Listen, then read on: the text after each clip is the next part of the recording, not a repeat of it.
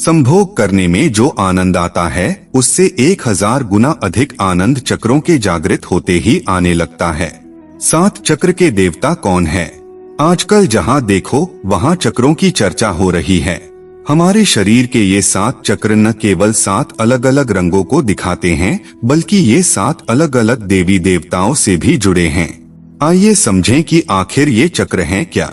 मनुष्य के शरीर में कुल मिलाकर 114 चक्र हैं।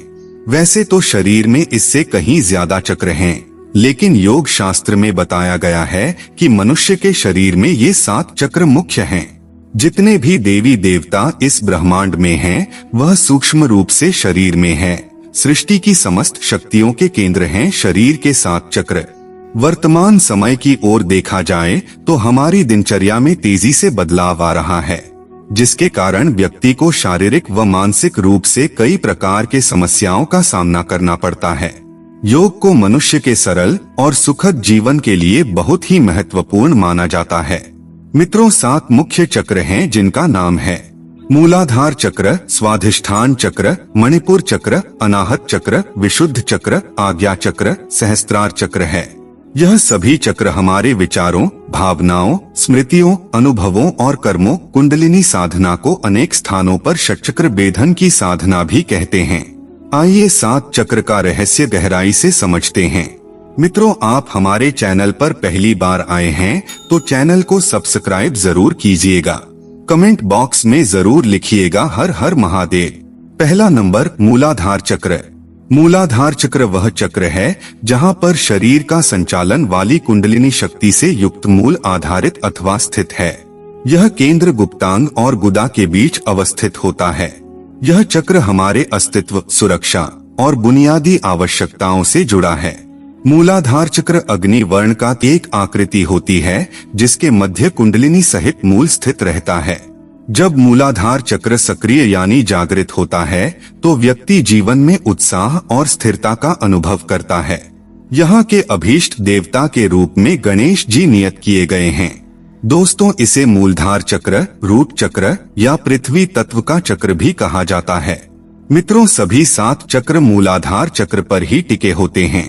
यह 4 दलों वाले लाल रक्तवर्ण कमल के रूप वाला चक्र है। इन 4 दलों पर 4 अक्षर व श स्वर्णांकित है। मित्रों, मूलाधार चक्र को जागृत करने के लिए सबसे पहले आपको समतल स्थान पर मूलाधार चक्र के आसन लगाकर बैठ जाएं। इसके बाद गहरा श्वास लें और बीज मंत्र लं का उच्चारण करें।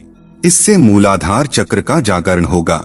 शुरुआती समय में इस साधना को 10 मिनट से शुरू करके धीरे धीरे समय बढ़ाते हुए इस समय को 40 मिनट तक लेके जाएं।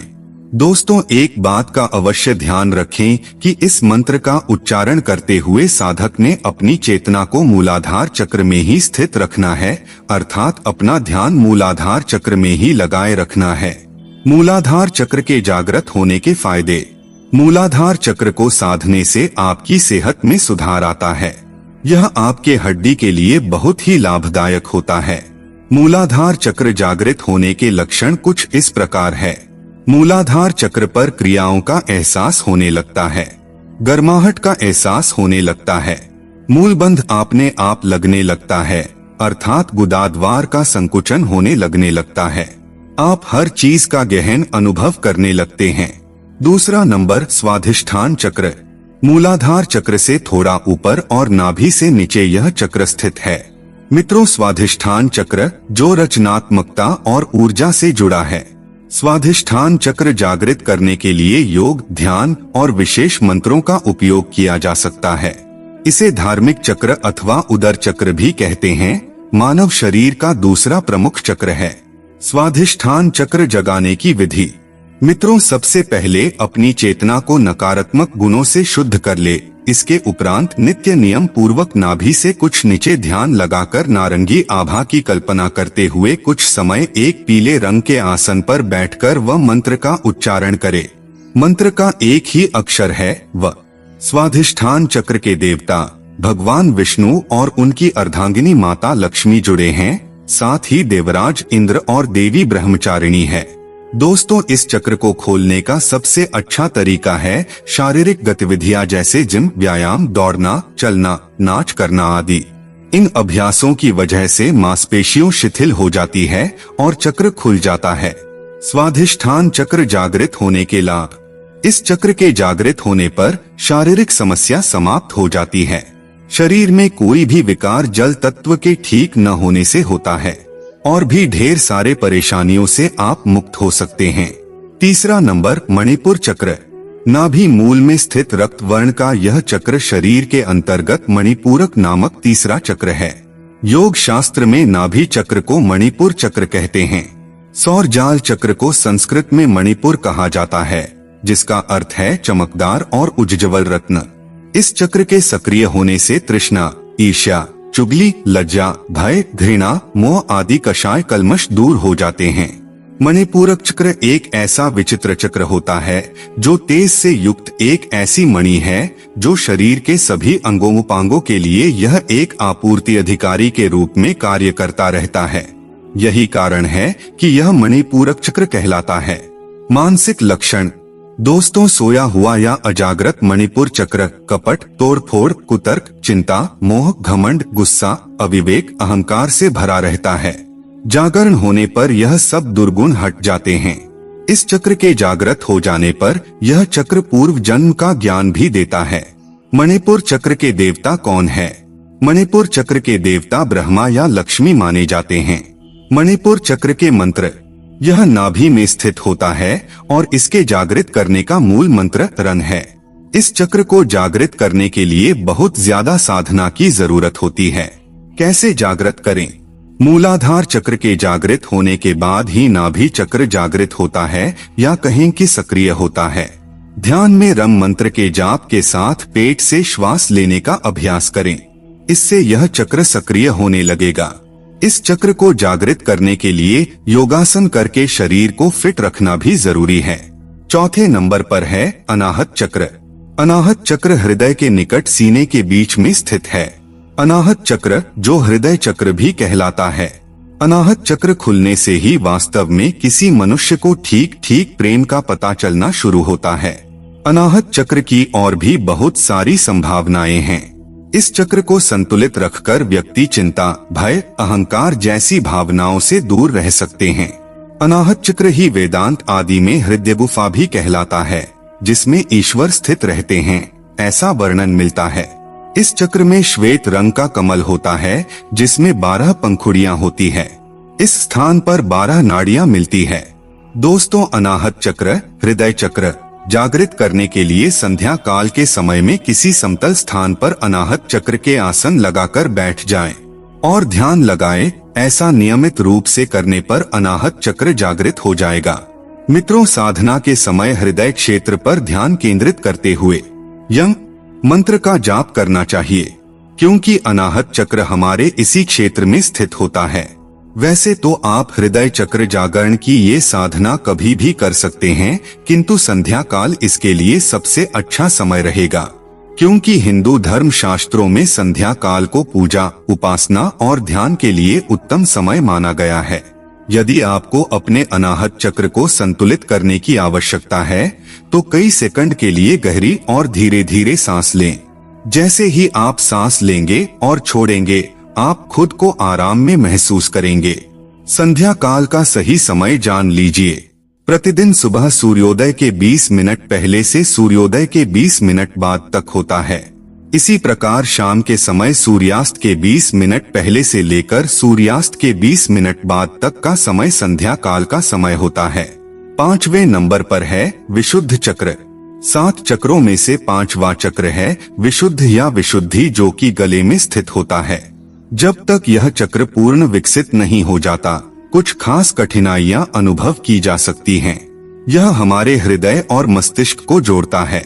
इसके जागरण के बाद आप दूसरों के मन में चल रहे विचारों को ऊर्जा के रूप में समझ सकते हैं। इतना ही नहीं, ये आपको काफी लंबे समय तक जवान रखता है। विशुद्धि चक्र प्रसन्नता की अनगिनत भावनाओं और स्वतंत्रता को दर्शाता है, जो हमारी योग्यता और कुशलता को प्रफुल्लित करता है। जब कुंडलिनी शक्ति विशुद्ध चक्र में प्रवेश कर विश्राम करने लगती है, तब उस सिद्ध साधक के अंदर संसार त्याग का भाव प्रबल होने लगता है और उसके स्थान पर संन्यास भाव अच्छा लगने लगता है। विशुद्ध चक्र के देवता सदाशिव, सरस्वती या विष्णु और लक्ष्मी माने जाते हैं। विशुद्ध चक्र मंत्र हाँ होता है, व्यक्ति को कंठ पर अपना ध्यान एकत्रित कर मूल मंत्र का उच्चारण करना चाहिए। 6 नंबर पर है आज्ञा चक्र। इन 7 कुंडलिनी चक्रों में भविष्य की घटनाओं को स्पष्ट रूप से जानने के लिए आज्ञा चक्र का जागृत होना अति आवश्यक है। यह वह चक्र है जिसका सीधा संबंध आत्मा, सह रूप चेतन शक्ति अथवा शब्द शक्ति से और अप्रत्यक्ष रूप अर्थात शब्द शक्ति के माध्यम से शब्द ब्रह्म रूप परमेश्वर से भी होता है। आज्ञा चक्र दोनों भ्रिकुटियों के मध्य स्थित है, जहाँ बिंदी या तिलक लगाया जाता है। विद्वानों के अनुसार आज्ञा चक्र वह स्थान है जहां मन और बुद्धि का मिलन होता है। यह चक्र जागृत होते ही अनंत सिद्धियां मिलती है। व्यक्ति इतना सक्षम हो जाता है कि वह अपने आप को एक स्थान से दूसरे स्थान पर सूक्ष्म रूप से ले जा सकता है। आज्ञा चक्र जागृत करने की विधि: किसी शांत एकांत कमरे या स्थान पर पालथी मारकर बैठ जाएं। मेरुदंड सीधा रखें, झुके नहीं। दोनों आंखें बंद कर लें। भ्रिकुटी के मध्य ध्यान लगाते हुए साक्षी भाव में रहने से यह चक्र जागृत होने लगता है। आज्ञा चक्र, जिसे तीसरी आंख भी कहा जाता है, आज्ञा चक्र के देवता शिव हैं। आज्ञा चक्र के बीज मंत्र है। 7वें नंबर सहस्रार चक्र, जिसे क्राउन चक्र भी कहा जाता है। यह चक्र हमारे मस्तिष्क और तंत्रिका तंत्र से जुड़ा होता है। मूलाधार से होते हुए ही सहस्रार तक पहुंचा जा सकता है। लगातार ध्यान करते रहने से यह चक्र जागृत हो जाता है और व्यक्ति परमहंस के पद को प्राप्त कर लेता है। यह चक्र योग के उद्देश्य का प्रतिनिधित्व करता है, आत्म अनुभूति और ईश्वर की अनुभूति, जहां व्यक्ति की आत्मा ब्रह्मांड की चेतना से जुड़ जाती है। जैसे ही आपका क्राउन चक्र खुलता है, आप चेतना के गहन विस्तार का अनुभव कर सकते हैं। आपकी जागरूकता बढ़ जाती है, जिससे आप दुनिया को और ज्यादा गहराई से देखने लगते हैं। क्राउन चक्र के खुलने से आपकी नींद के पैटर्न पर असर पड़ सकता है। आप पाएंगे कि आपकी नींद अधिक गहरी और आरामदेह हो गई है। सहस्रार चक्र, जो कि 7वें और अंतिम चक्र है, सहस्रार चक्र का संबंध भगवान शिव और आदि शक्ति से है, जो ज्ञान, शांति और सृजन की ऊर्जा प्रदान करता है। सहस्रार चक्र के बीज मंत्र ओम या हुं है। दोस्तों, कुंडलिनी शक्ति जागरण के लिए उत्तम उम्र 25 वर्ष से 45 वर्ष तक मानी गई है। मित्र, ऐसा मैं क्यों कह रहा हूँ कि संभोग करने में जो आनंद आता है, उससे 1000 गुना अधिक आनंद चक्रों के जागृत होते ही आने लगता है। ऐसा मैं नहीं कह रहा हूँ, ऐसा ऋषि कहते हैं। ऋषियों का प्रमाण शब्द प्रमाण में आता है। आप ध्यान से सुने, अभी हमारी सारी ऊर्जा नीचे की ओर बह रही है, मूलाधार चक्र की ओर। इसीलिए हमें संभोग का आनंद ही सर्वोत्तम लगता है। जब यही ऊर्जा ऊपर की ओर बहेगी यानी सहस्रार चक्र की ओर, तब जो आनंद होगा उसे परमानंद कहते हैं। यदि मनुष्य होते हुए भी मूलाधार पर ही जीवन काट लिया तो ये केवल मूर्खता ही होगी।